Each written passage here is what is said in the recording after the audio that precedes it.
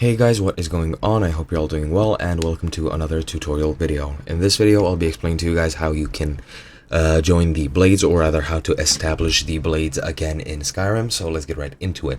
First of all, what you're going to want to do, and yeah, before I start, let me apologize for using the screenshot. This is pretty much a safer, or rather faster way for me to make these tutorials because they're not as spatially intensive as before, and as with live gameplay footage, and they allow me to upload the videos faster.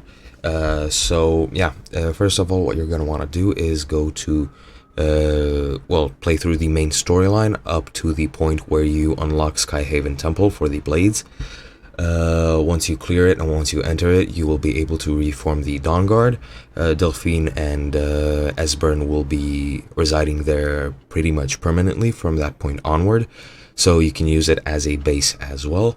And once you have that base, what you want to do is take any followers that you can find. I think pretty much all followers are eligible. I'm not sure though, but any human ones such as Lydia, whatever that guy's name in Solitude is, Uthgard the Unbroken, any one of them can become a member of the Blades. You just have to take them to the Skyhaven Temple as a follower, and once you're there, you will need to talk to Esbern, I think, or Delphine. I think you need to talk to Esbern, and he will officially induct them into the Blades, and that's all there is to it. You just get 3 companions, and then you will be sent on your first mission for the Blades faction, and that's pretty much it.